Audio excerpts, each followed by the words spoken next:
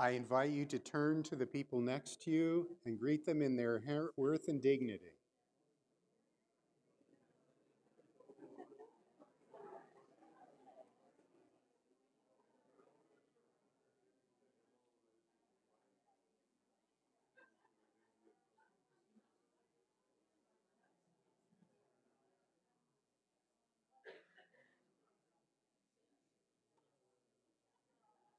Good morning.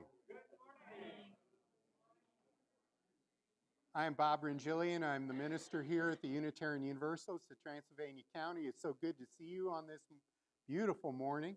We've had some cold weather, we've had some nice weather, and I've always said that one of the worst competitions for my sermon is a beautiful day, so thank you for showing up. Thank you. Glad you're here. We have a few announcements to get us started here. And one of them is on our track to membership. You want to learn more about Unitarian Universalism? You want to learn more about what it would be to be a member at UUTC? This coming up in January, and it's just starting a month away, is our first UUTC class called Starting Point. And I know there's a slide, Catherine. Can you find the slide?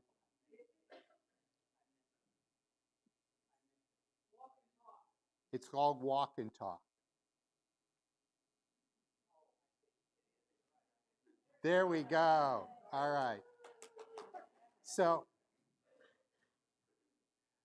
we're trying to phrase it here. Walk and talk UU. All right.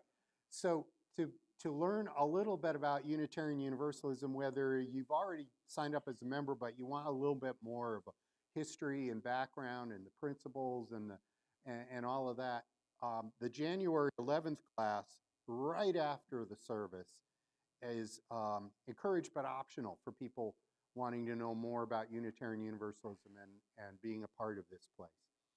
And then after you go through that, or if you want to do the optional, go through that, then again, skip ahead to February, we'll do the actual member class, which is encouraged in our bylaws for anybody thinking they would like to sign the book.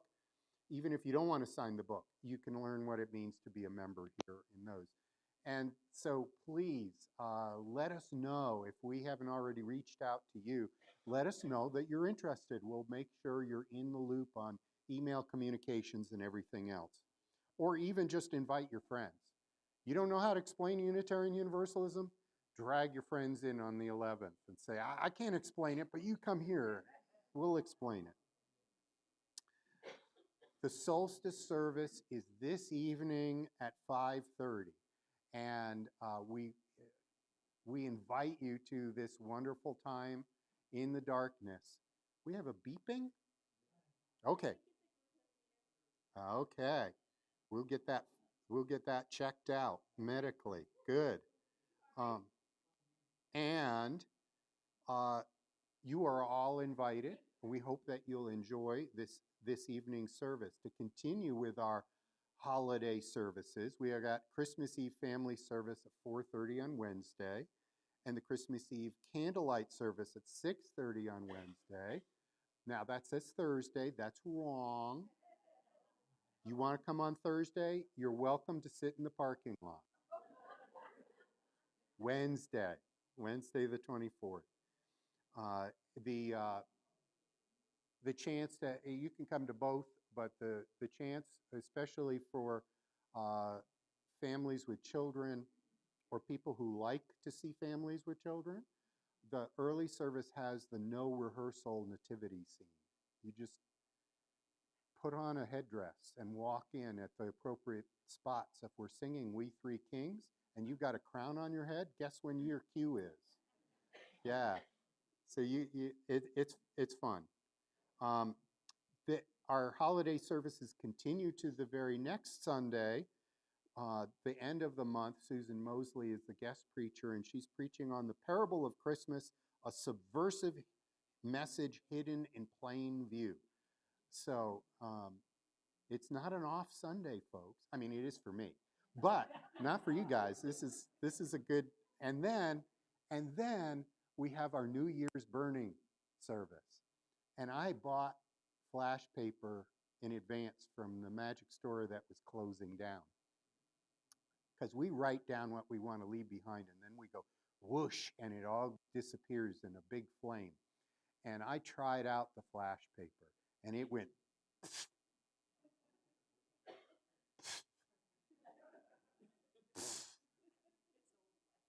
it was old and rotten.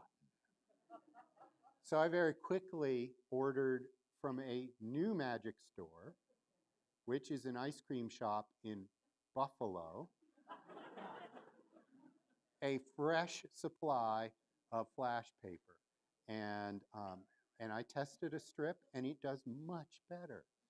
So we'll do that on January 4th. So for those of you who are unfamiliar with our holiday traditions, that is a great one to start the year. Yep, I'm leaving this behind with the old year.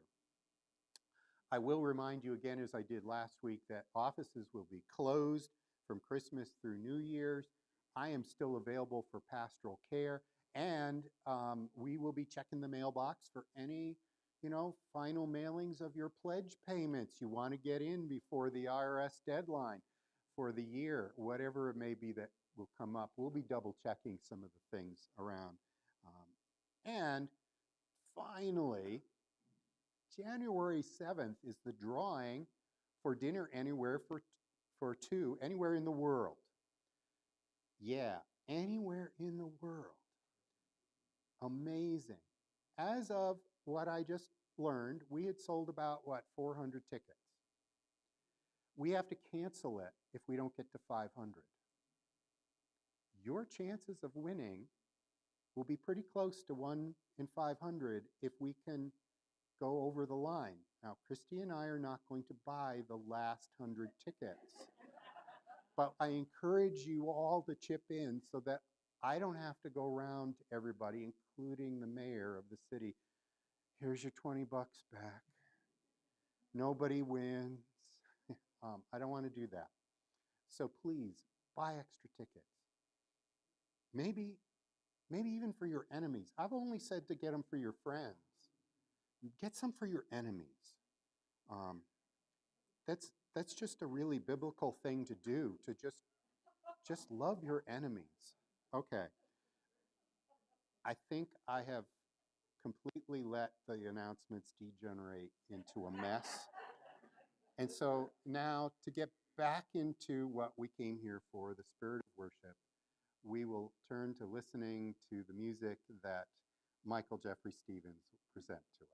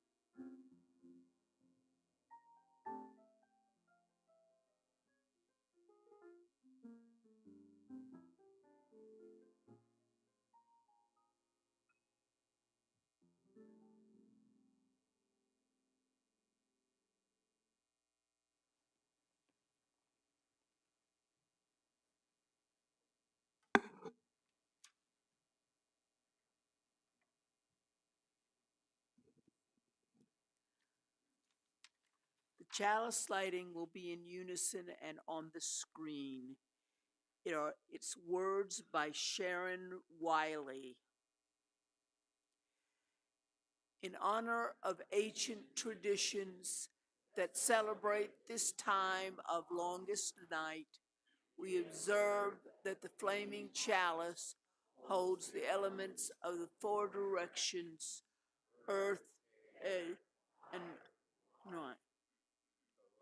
lamp oil for earth, the air that feeds the flame, the fire we light, and the chalice itself, the cup of symbol of water.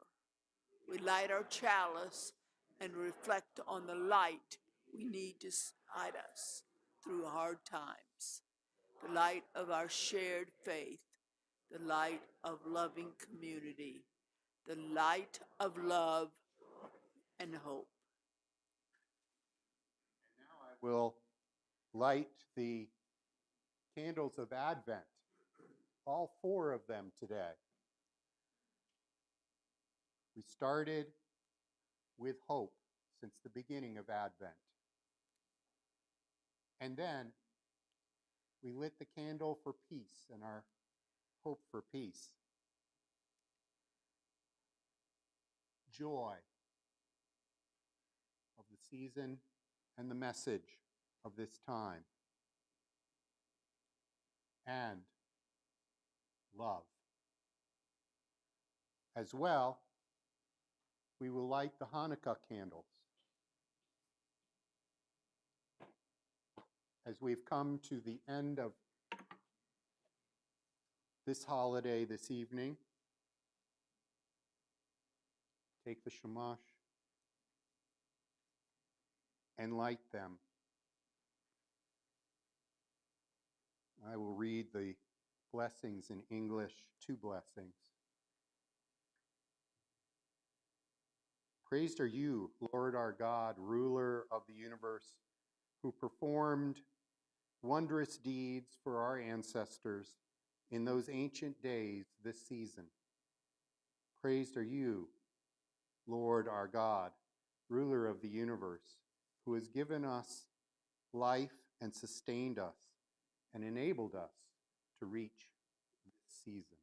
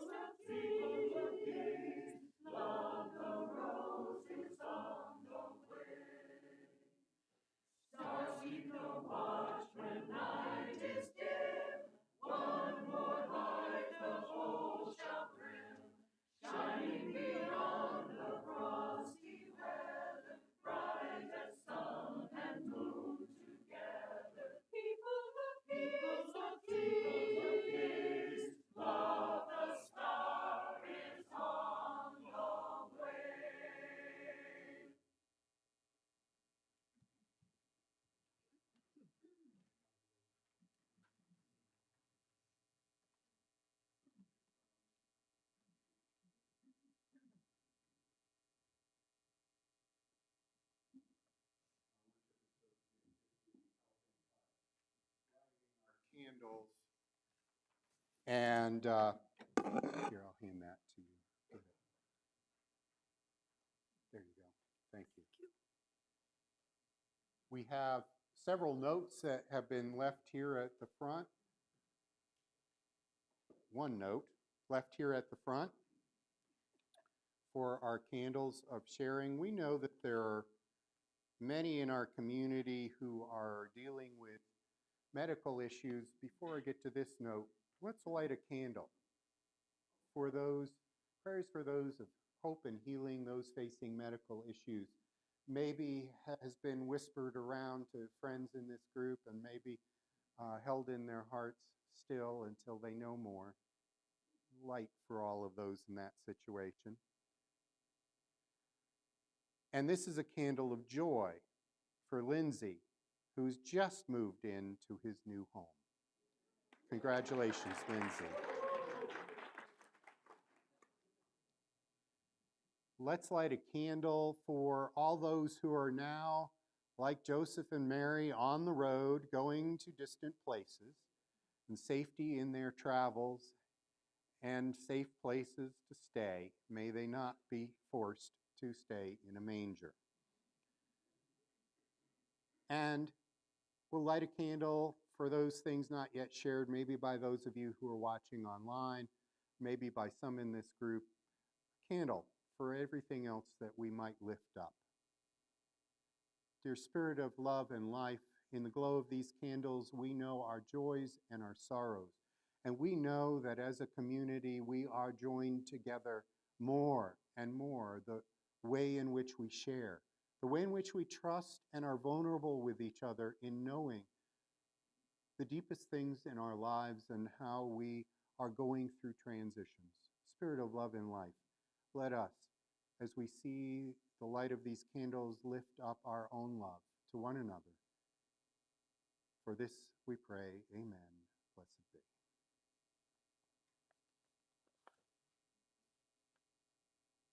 I invite you to remain seated and sing our response song number 123, Spirit of Life.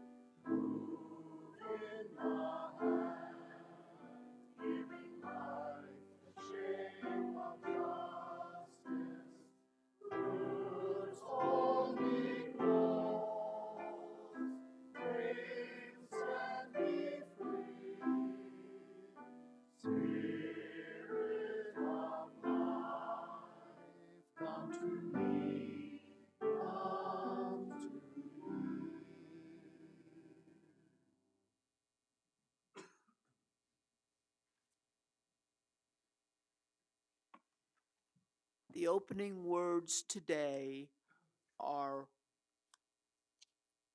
from Rebecca Savage. Welcome, beloveds, welcome.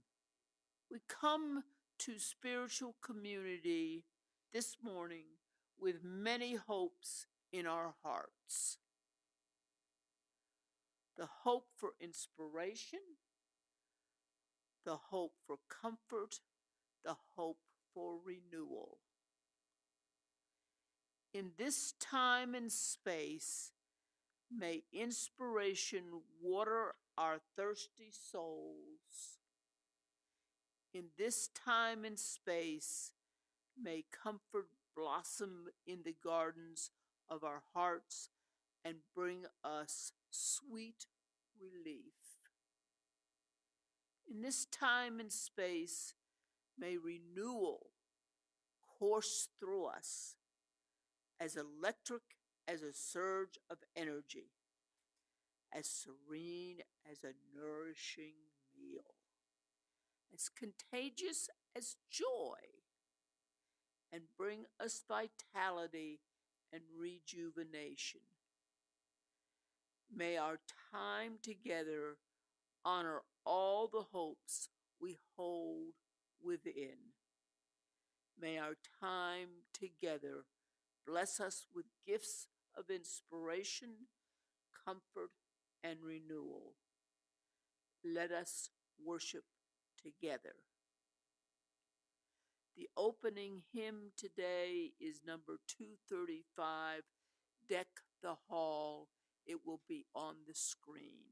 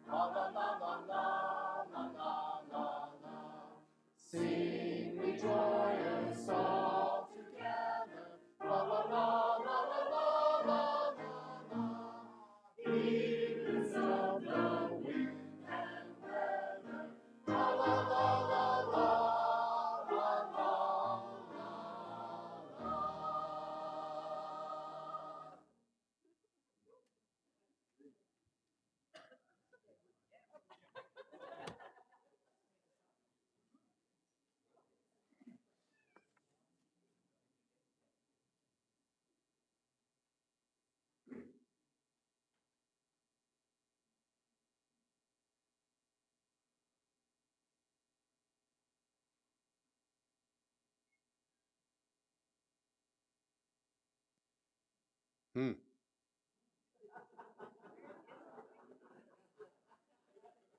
I have a great Christmas tree story. I have it in here. It is in here.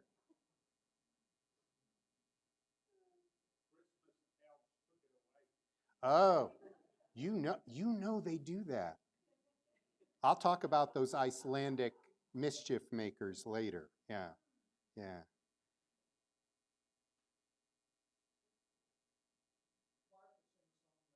Now we're gonna do this. We're gonna do this. So we've got a story, and I'll just wing it. How's that?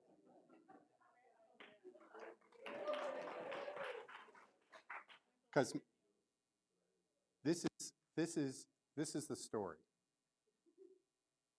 and this can be found online when it's a great day to do it. Yeah. It can be found online. This story is one from the Unitarian Universalist Association Worship Web. So imagine yourself. It's December. Okay, you don't have to use a whole lot of imagination for that. Let's be grounded in reality. Here we are in December.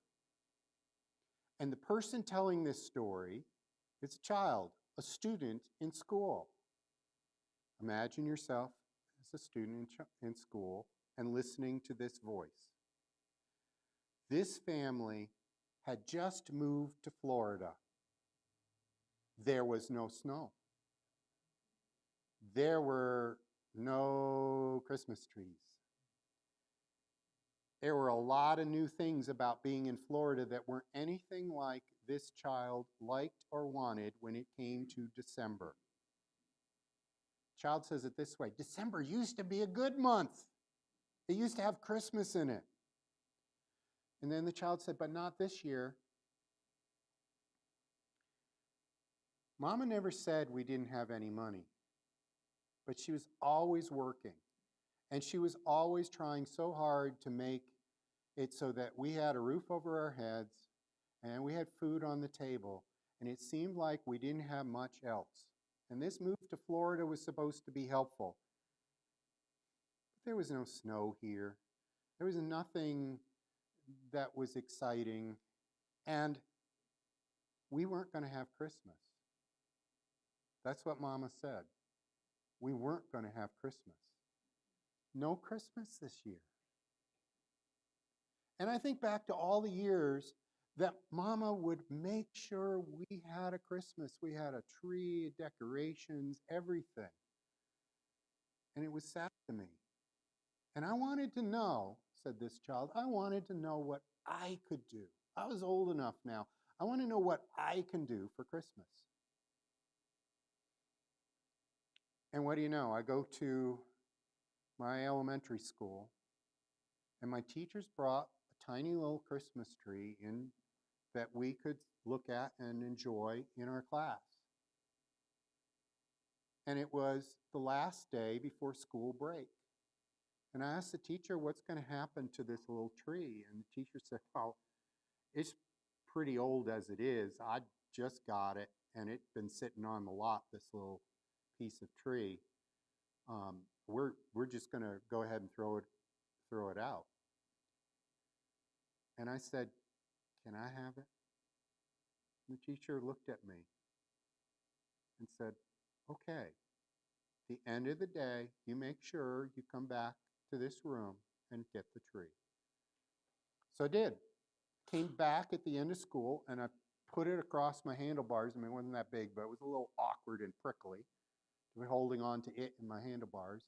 And I brought it back, and I knew I had to hide it someplace, so I hid it behind a tree in my backyard. So it couldn't quite be, it wasn't quite noticeable. So Mama wouldn't see it. And then, before Christmas morning, I grabbed that tree and I brought it in, and I cut up some paper snowflakes and things that we wouldn't have seen in Florida. And I put them on the tree, and I got some aluminum foil, and I made little balls, and I put that on the branches. And then Mama, who'd come in from her late shift and been sleeping late, I went up to her room and said, Mama, it's Christmas. Come on down. I got a surprise. And I brought Mama down into the room with the tree. And she started crying. And I said, Mama, I'm so sorry. Is it wrong? Are you upset? She said, no. You brought Christmas. I said we weren't going to be able to have Christmas, and you brought Christmas. Thank you. Child remembers this story forever and ever.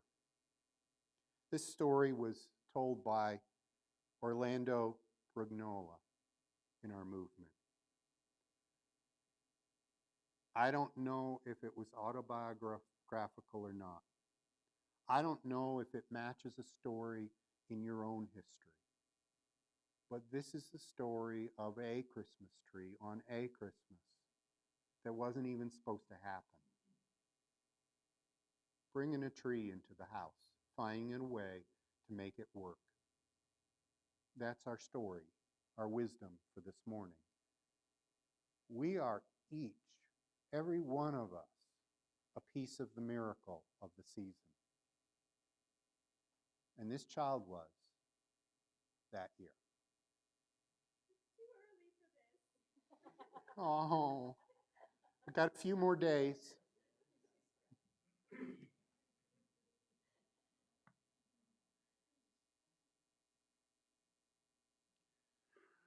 We are all a part of a miracle. And across the world, the Unitarian Universalist Service Committee helps give to the projects that are for folks in need wherever they may be.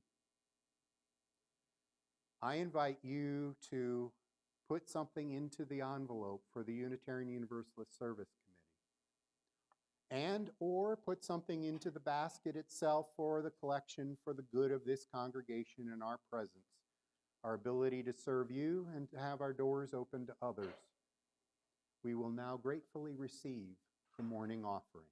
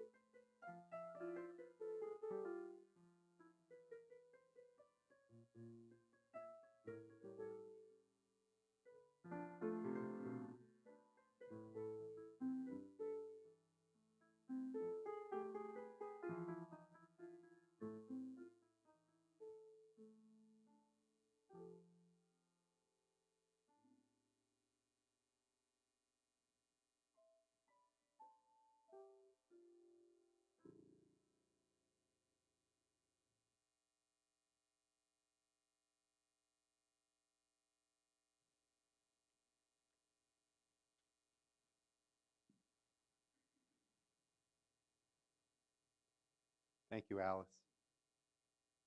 Thank you, Lisa. What's given in love, we receive with great joy. Thank you.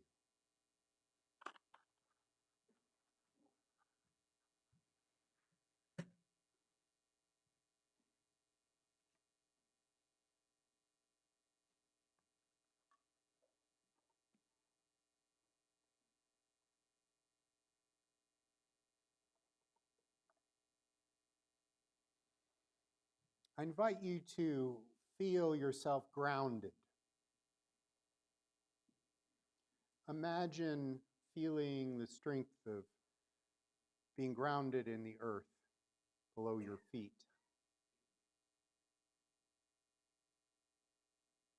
The air that surrounds us. The glow of these candles.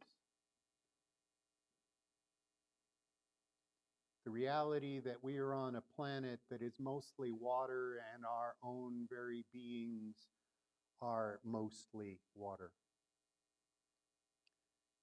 In this moment, let us enter in a time of meditation and prayer. Spirit of love and life, we who are gathered here come from so many traditions, so many cultures. We have learned over the years what ways to be American. A spirit of love and life, may we remember to be the spiritual beings that we are, grounded in nature, lifted in spirit of knowing that which is holy by many names which are so rarely mentioned in the public sphere. Goddess, of Earth Mother, of the ways in which we are nourished in the deepest, darkest winter days. May we see with clarity of the lights of the moon and the stars through the night. May we feel ourselves a part of this greater world, beyond the concrete and the buildings. May we feel the breath of those around us and know that we are breathing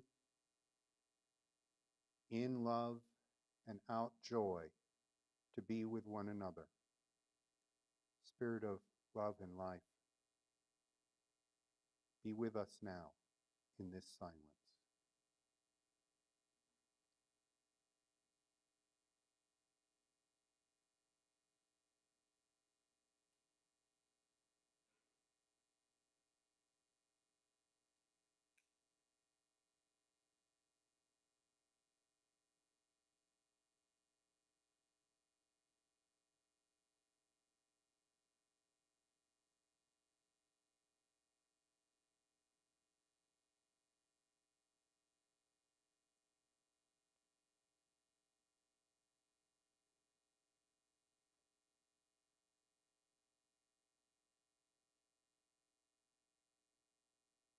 In this sense of love and energy and embrace, in the sense that we have of all of those things somewhat forgotten yet right at the edge of our own perception, the sense of all that is holy in nature and in ourselves, we say, blessed be.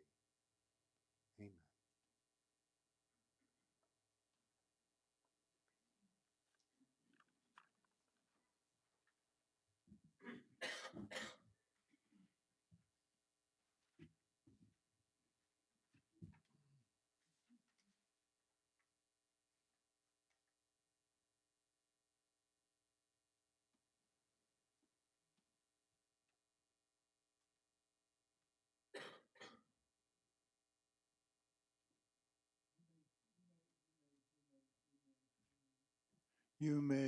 There we go.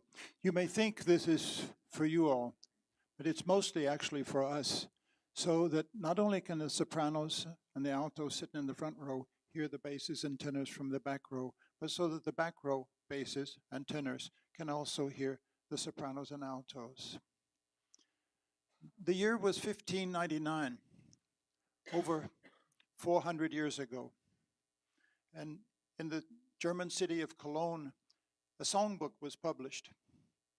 Very, very simple, very unreadable to our eyes today because the printing press hadn't been around that long. And it was a single line song, thought to be traced, thought it could be, people think it could be traced back to 150 years before, a folk song from the 1400s. The song was Es ist ein Ros entsprungen. That's what we're going to sing for you.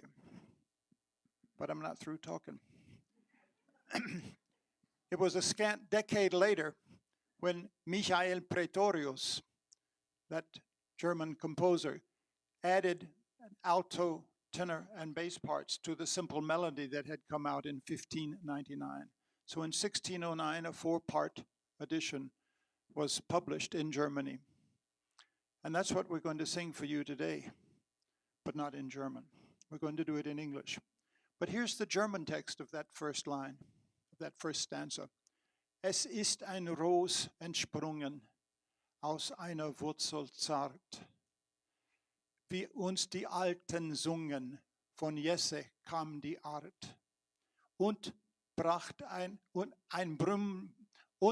Blümlein hat bracht, mitten im kalten Winter, wohl zu der halben Nacht.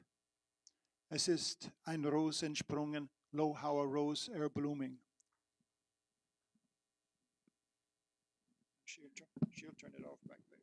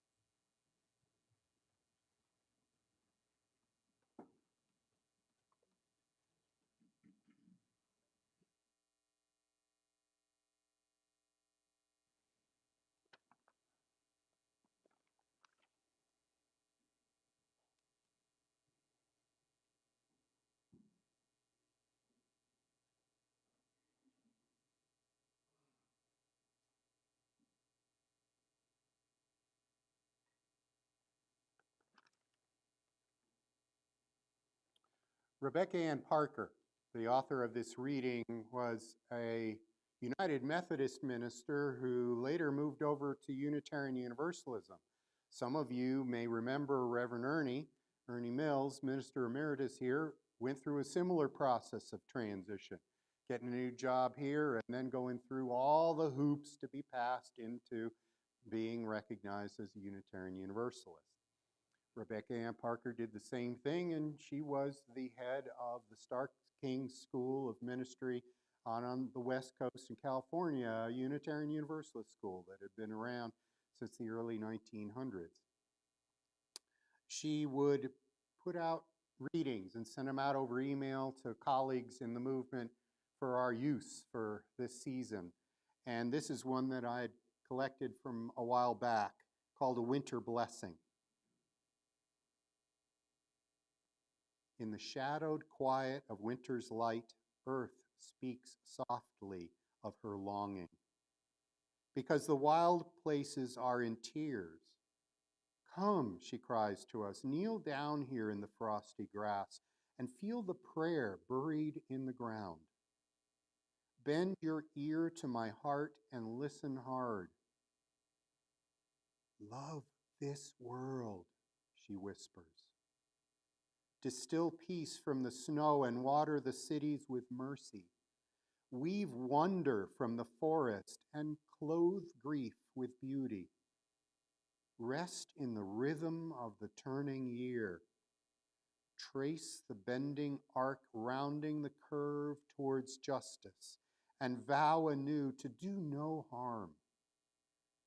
The winter trees stand watch, haloed in the last gleams of the slanting sun. Glory sings here. Heaven echoes the call. Repeat the sounding joy.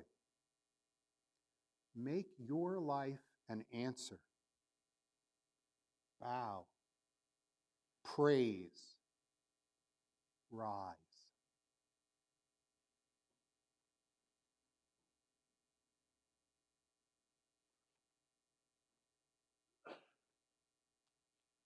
When I think of the holidays, I think of the pagan solstice roots of the holidays that we're rolling into.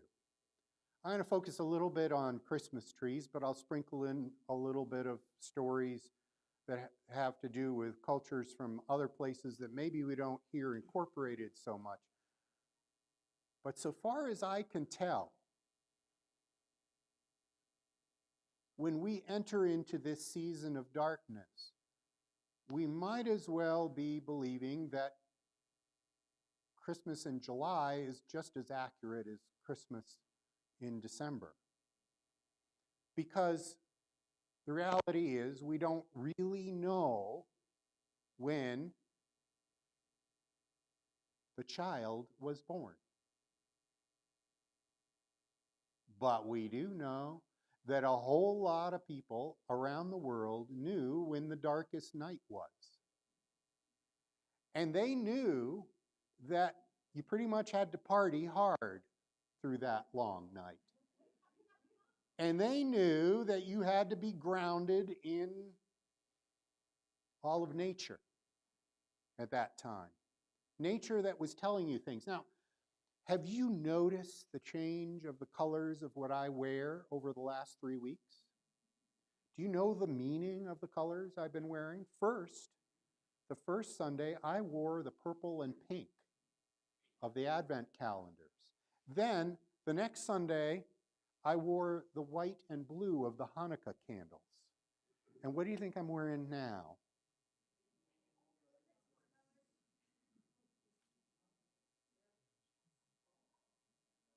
The holly colors.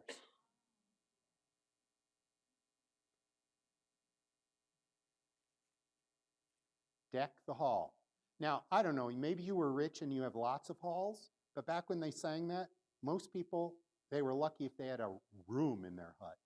So if you're talking about the bigwig people, they had a hall, and they decked their hall, not halls, hall, one hall, with boughs of holly. Fa la la la la la la la la. What does that mean? For the children in this room, this is where a G-rated movie fades to black. Fa la la la la la la la la is where the merry lads and lasses go off and frolic.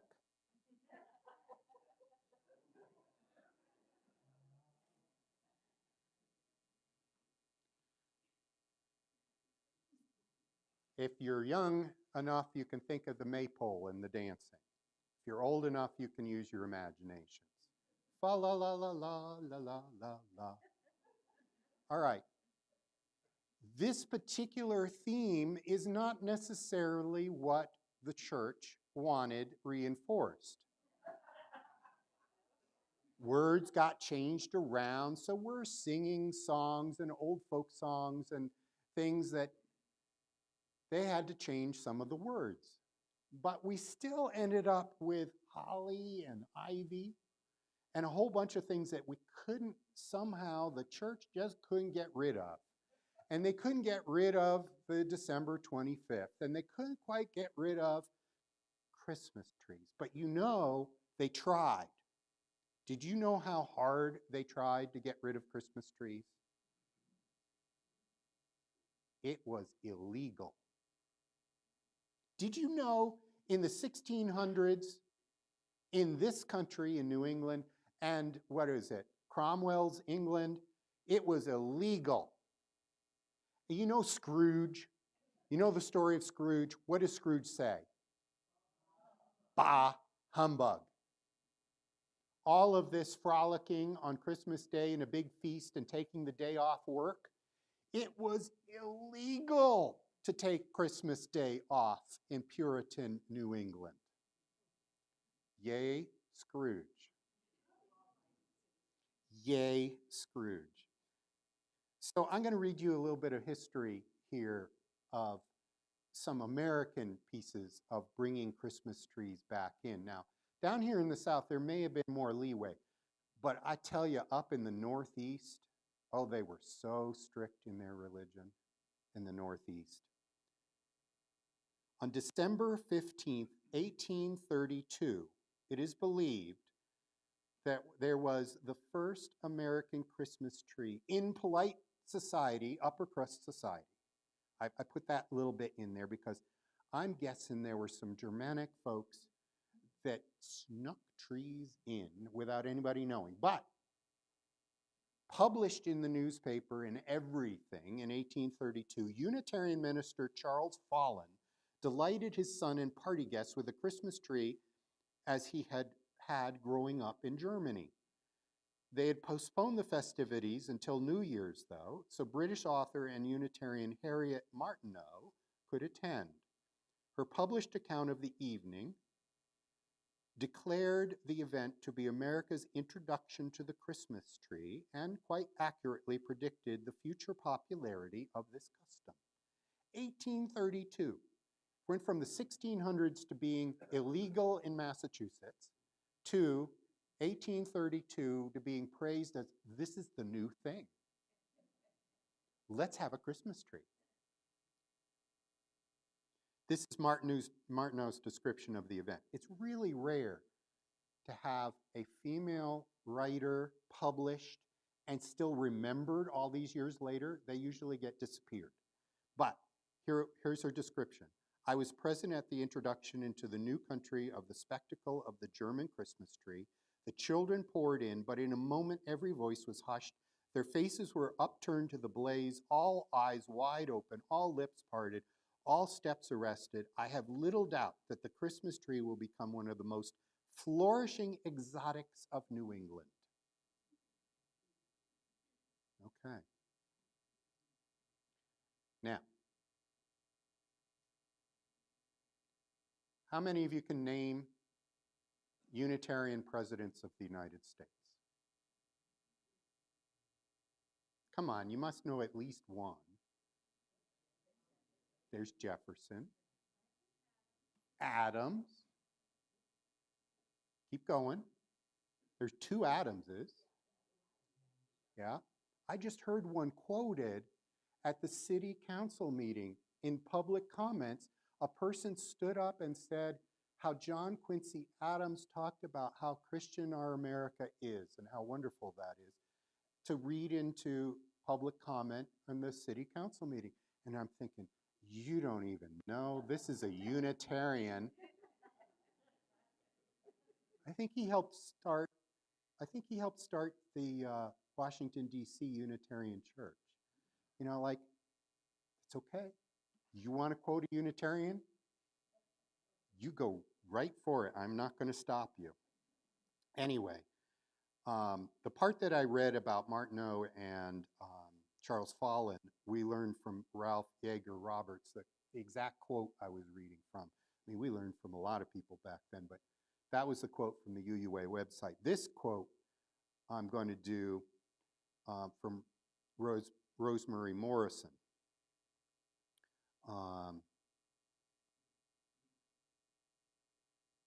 The placing of candles upon a circle of evergreens, I'm pointing to this right here, candles on a circle of evergreens, is an age-old tradition. Lighting additional candles each day or week as the light wanes, has been part of human rituals for centuries upon centuries. We are warmed by the glow. We're reminded that the wheel of the season will turn and brilliant lengthening days will return. Now, the original Advent wreath in the Christian tradition dates back to the 16th century and included a candle for each of the 24 days leading up to Christmas. For us, here in this time, the circle of evergreens remind us that life and love will never end, and we light the candles each week with anticipation as we know a new season will be here soon. Days will become longer, and we'll know the warmth of the candles will soon be replaced by the warmth of the sun. Okay, Christmas tree, Advent wreath. Did they come from Jesus in the manger? No. Were they part of that Middle Eastern Arabic culture? No. We're talking a lot of Germanic or Celtic roots in what we get. And that was as the Christian church expanded in the world and picked up on other things. Well, we need to have an evergreen wreath with candles on it. All right, let's make it about Advent rather than solstice. Let's do that. We can borrow that and we can make it fit a church tradition.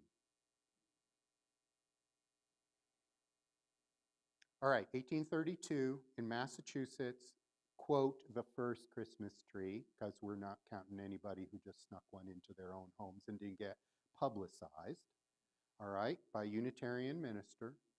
Now, when was the first White House Christmas tree?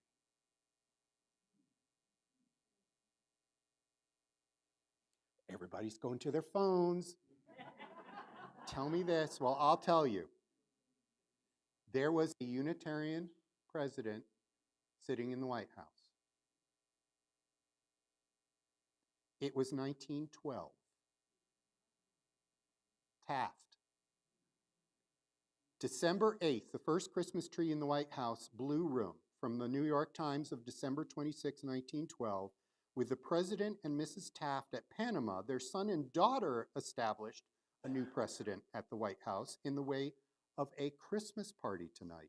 A large and gracefully proportioned fir tree had been put in place in the Blue Room, which in all the White House history has never before been known a decoration of this kind. President William Howard Taft was, in fact, a Unitarian. In 1912, Taft's daughter Helen arranged to have a Christmas tree in the White House Blue Room, which has now become a tradition. And Helen got her master's in history and at 26 was made a dean and student president of Bryn Mawr College.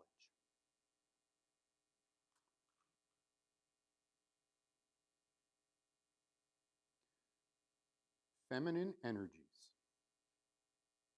woven throughout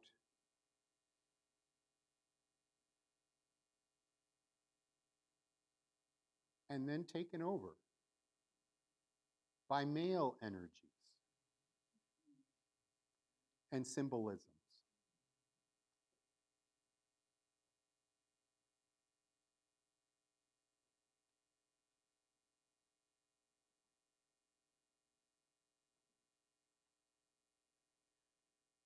I'll wrap this up, even though the roots are so much more. I mean, how many of you have heard of the Icelandic Christmas cat?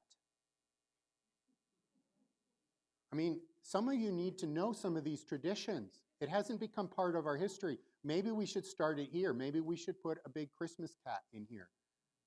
And this will be the first time in Brevard the Christmas cat arrives in America. You know the Christmas cat story in Iceland. The Christmas cat will go to each house at Christmas and find out if the children have been given warm clothing. And if they haven't, the Christmas cat eats the children.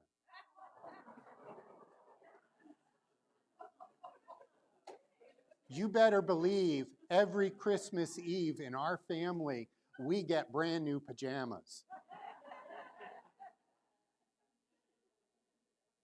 Or the Christmas lads of Iceland.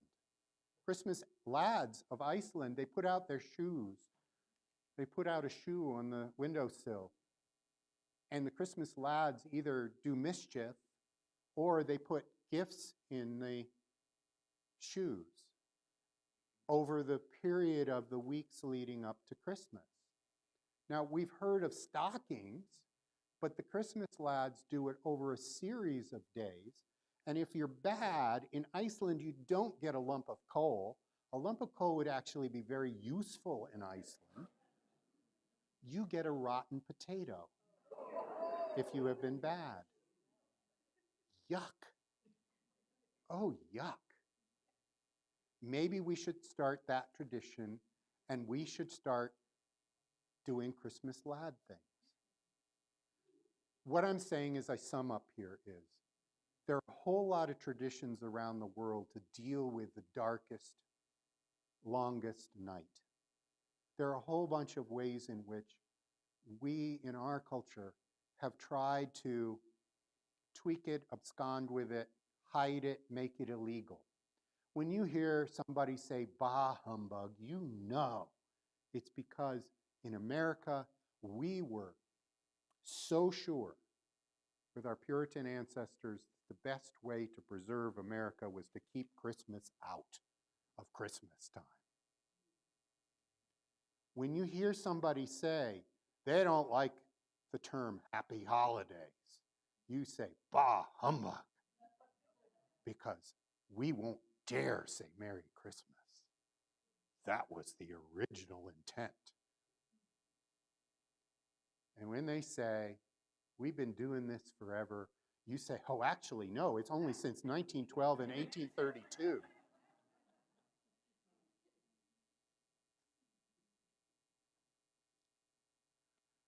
Let us now turn to a solstice song, which has the most weird title for wintertime, Has Summer Come Now Dawning? But when you read the words on the screen, you'll realize it is getting to winter solstice in it. We've never sung it before, but we're going to play it all through first so you can kind of hear the tune, which isn't so bad. And then we'll sing, Has Summer Come Now Dawning?